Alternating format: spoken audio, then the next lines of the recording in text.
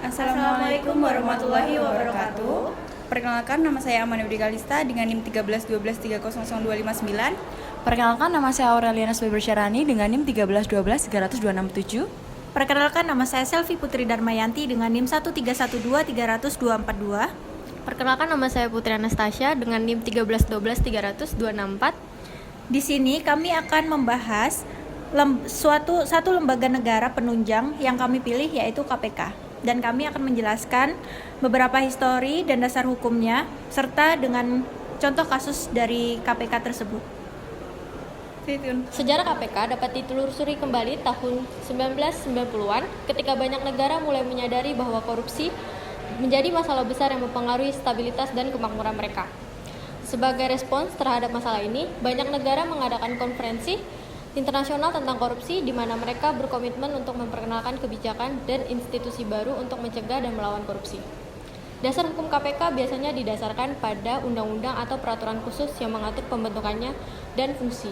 Undang-undang ini biasanya mencakup hal-hal seperti kekuasaan dan tanggung jawab KPK, proses investigasi dan penyidikan, dan mekanisme untuk melaporkan dan menuntut tuntutan pidana terhadap pelaku korupsi.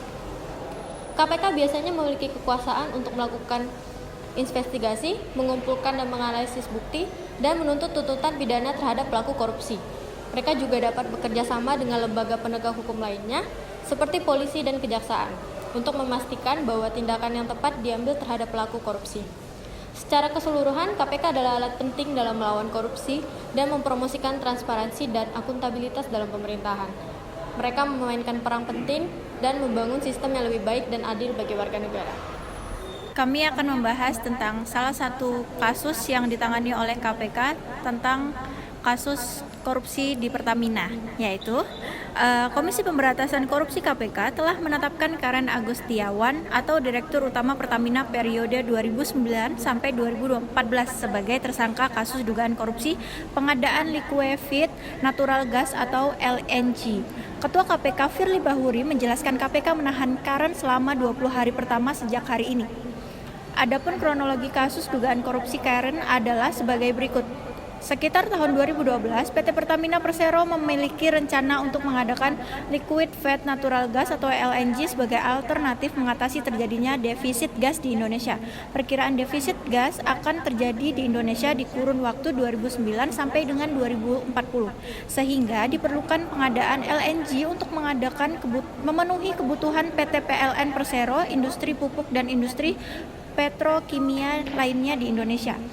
GKK alias KA yang diangkat sebagai Direktur Utama PT Pertamina Persero periode 2009 sampai 2014 kemudian mengeluarkan kebijakan untuk menjalin kerjasama dengan beberapa produsen atau supplier LNG yang ada di luar negeri, diantaranya perusahaan CCL atau Corpus Christi Liquefaction atau LSC Amerika Serikat. Saat pengambilan kebijakan dan keputusan tersebut, GKK alias KA secara sepihak langsung memutuskan untuk melakukan kontrak perjanjian perusahaan CCL, melakukan kajian hingga analisis menyeluruh dan tidak melaporkan pada Dewan Komisaris PT Pertamina Persero.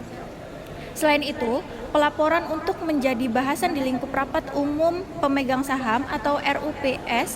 Dalam hal ini pemerintah tidak dilakukan sama sekali sehingga tindakan GKK alias KA tidak mendapatkan restu dan persetujuan dari pemerintah saat itu.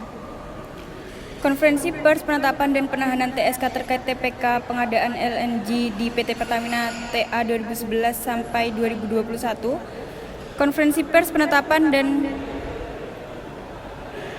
penahanan TSK terkait TPK pengadaan LNG di PT Pertamina TA 2011 sampai 2021, konferensi pers penetapan dan penahanan TSK terkait TPK pengadaan LNG di PT Pertamina TA 2011 sampai 2021. Dalam perjalanannya, seluruh kargo LNG milik PT Pertamina Persero yang dibeli dari perusahaan CCL LLC Amerika Serikat menjadi tidak terserap di pasar domestik yang berakibat kargo LNG menjadi oversupply dan tidak pernah masuk ke wilayah Indonesia. Atas kondisi oversupply tersebut, Atas kondisi oversupply tersebut, berdampak nyata harus dijual dengan kondisi merugi di pasar internasional oleh PT Pertamina Persero. Perbuatan GKK alias KA bertentangan dengan ketentuan diantaranya sebagai berikut. 1. Akte Pernyataan Keputusan RUPS tanggal 1 Agustus 2012 tentang Anggaran Dasar PT Pertamina Persero. Yang kedua, Peraturan Menteri BUMN nomor Per 05 MBU 2008 tanggal 3 September 2008. Yang ketiga, ada Peraturan Menteri BUMN nomor Per 01 MBU 2011 tanggal 1 Agustus 2011. Yang keempat, Permenek BUMN nomor Per 03 MBU 08 2017 tentang pedoman kerjasama BUMN.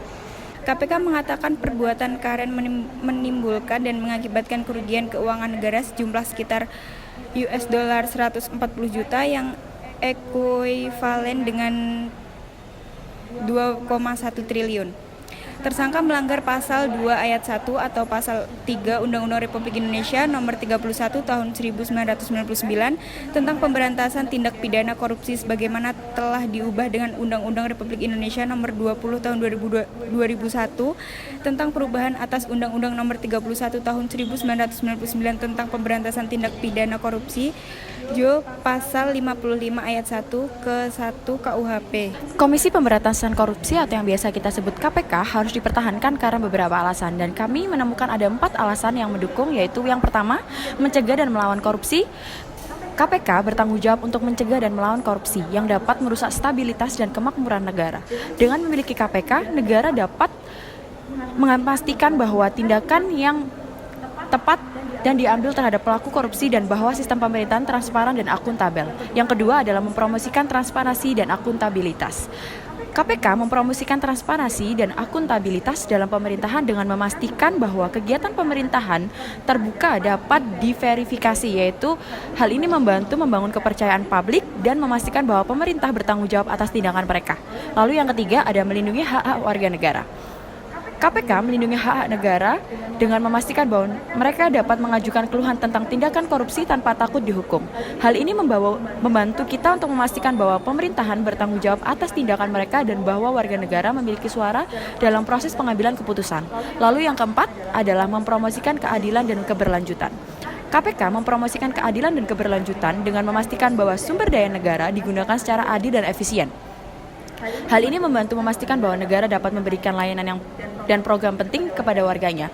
Secara kesimpulan, kita dapat menemukan bahwa KPK adalah alat penting dalam melawan korupsi dan mempromosikan transparansi, akuntabilitas, dan keadilan dalam pemerintahan.